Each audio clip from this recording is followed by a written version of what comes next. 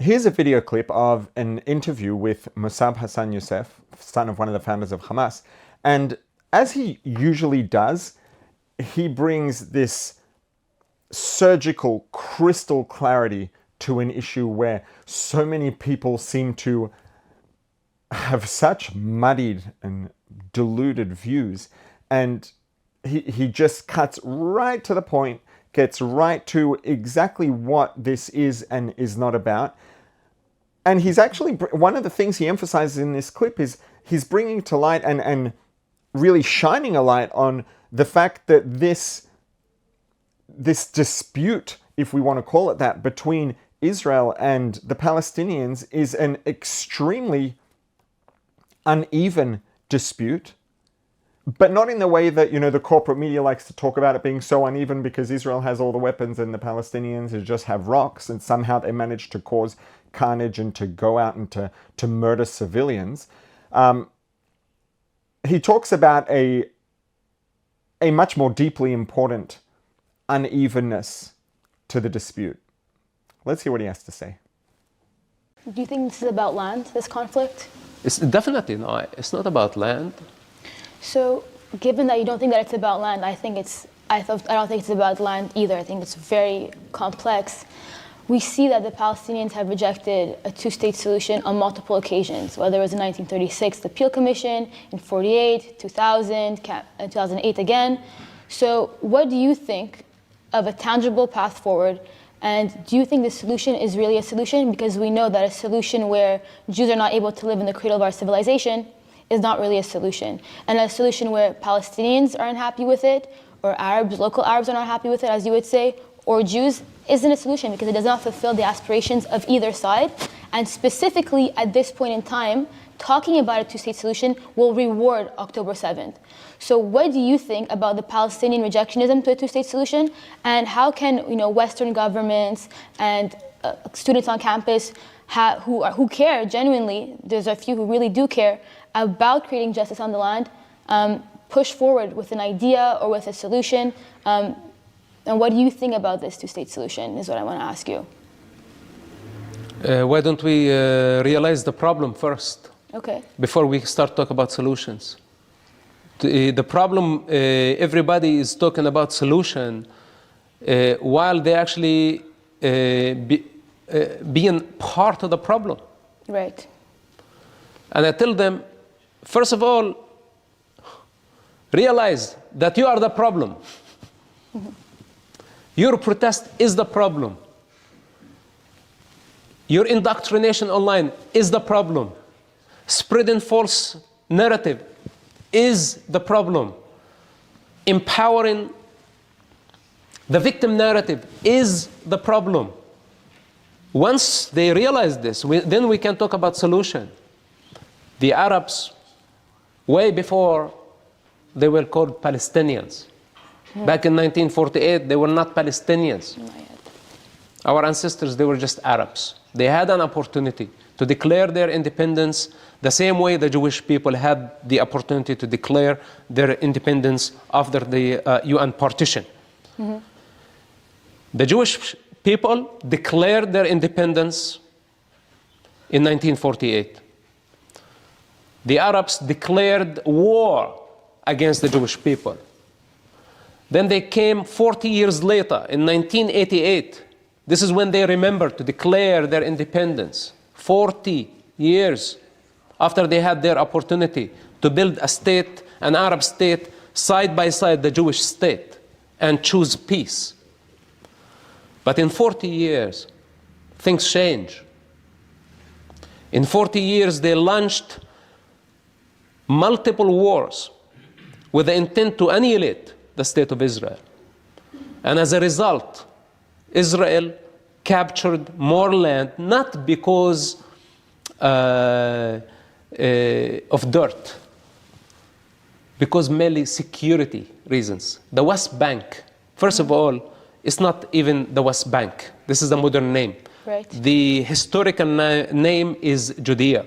My birth certificate says on it that I was born in Judea. Wow. Okay, this is what says on it. That's why we're called Jews today. Mm-hmm.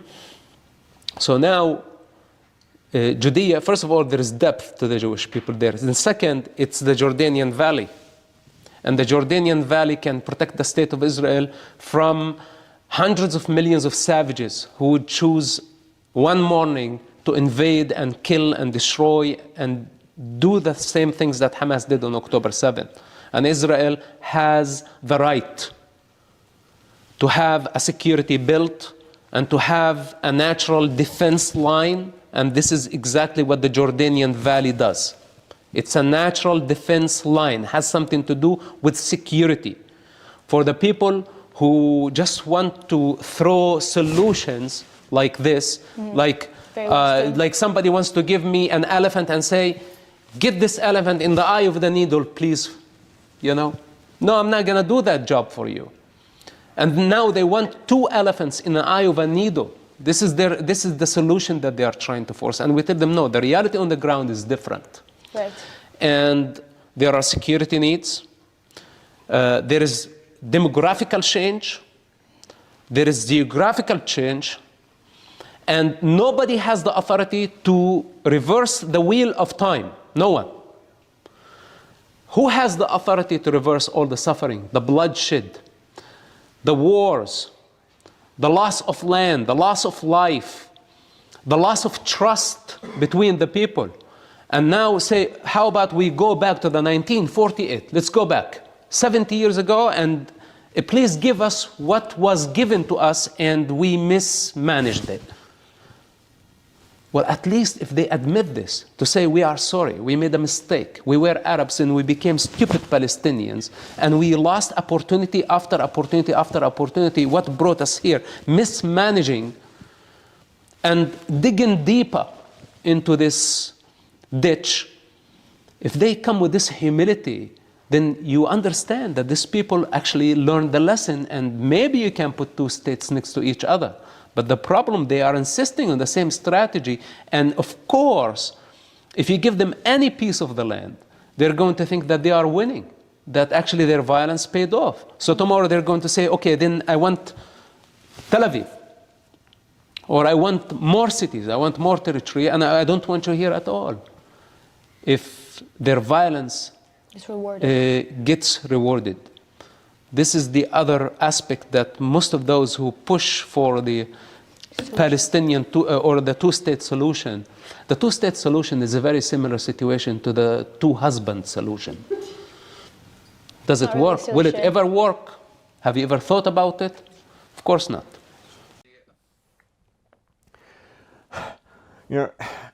It's just amazing how it's so novel and so rare for someone to just have what seems to be basic common sense and clarity, right? And he opens up with this novel idea that if you genuinely want to solve a problem, the first thing you need to do, solving a problem, begins with being clear about what is the problem, what's the nature of the problem, what are the parameters that define the problem that you're trying to solve. Right? And anything that contributes towards or puts pressure on Hamas and or other Palestinian terrorists being rewarded for acts of terror is an enormous part of the problem, because that contributes towards and perpetuates acts of violent, murderous, genocidal terrorism. So anything that's contributing towards that is part of the problem, period. And, and then he talks about this fact that this is not an even dispute. And by not an even dispute, we're not talking about the military power of the two sides. That's a whole separate conversation. There is a profound unevenness at the root and foundation of this dispute. And that is that Israel wants peace and safety, period. Everything they've done is for that. People complain that Gaza is an open air prison and it's blockade. It wasn't always. Israel pulled out. Israel tore its own civilians out of Gaza. They didn't want to leave. Jews were ethnically cleansed from Gaza by the Israeli government in the early 2000s as part of this, peace deal. And there was no blockade until people came from Gaza and started blowing up and murdering Jews all across Israel. And then, you know what? There was no choice. So yes, there had to be barriers that were put up so that people couldn't just come in and indiscriminately murder civilians. All of these things that Israel does are there just to protect safety and security of their civilians. That's what Israel's interested in. The other side of this coin, the Palestinian terrorists, whether it's Hamas, whether it's the PA, Palestinian Islamic Jihad, the whole lot of them, they don't want peace. They're not trying to get peace and safety. They are trying to get rid of the Jews and take the entirety of whatever part of the Middle East is not already under Arab rule, aka from the river to the sea. That's what they want. So this is uneven. The Palestinians want to get rid of the Jews and take everything. And the Israelis just want to live in peace and security. So these are not two sides of a dispute where there's something that they're fighting over and they both have a sort of this equivalent mindset and equivalent kinds of interests. They're completely different interests.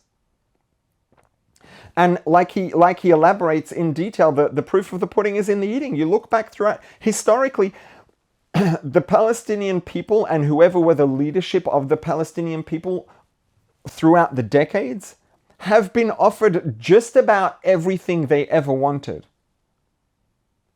And they never took it seriously. They never accepted a single offer because that was never what they wanted. They're not looking for peace, safety, in some harmonious coexistence. This idea of a two-state solution it's a lie. It's a lie that they perpetuate to get people, simple-minded, useful idiots in the West to buy in and support this idea that, they just want peace and harmony. No, they don't. They've been offered it countless times, and every time they said no. What they want to do is kill Jews, ethnically cleanse the Middle East completely of Jews, and take over whatever part of the Middle East is not currently under Arab rule, so that it should be from the river to the sea. So this idea of let's just negotiate and come to some sort of mutual, peaceful, harmonious agreement is a nice idea. It sounds nice, but it's a fantasy because we have two sides that are not, that the whole foundation and basis of the dispute is completely disproportionate. It's completely uneven. They're looking for two very different kinds of things and they want to achieve them in very different kinds of ways. Israel has no interest in violence, no interest in conflict. But they don't have a choice. And anybody who says otherwise is either gaslighting or has been very effectively and successfully gaslit. Israel doesn't have a choice. Israel can't afford to just take away the roadblocks and let people come in from Judea and Samaria into the rest of Israel. Just, it's apartheid.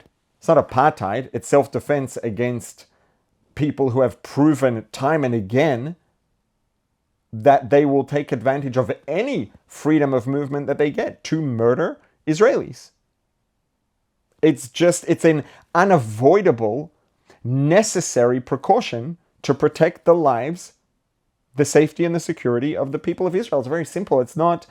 Israel can't afford to be nice even if it wants to. And that's been proven time and again every time Israel has tried to be nice, has tried to play nice with the Palestinians. What happened every single time? They get slapped in the face.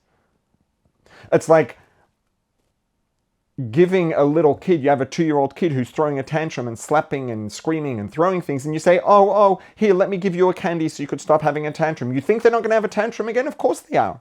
You've just incentivized another tantrum. You've just about guaranteed that you're going to have more tantrums, and the tantrums are going to continue to escalate. And the Palestinians have shown that every single time. Working with them, trying to be nice,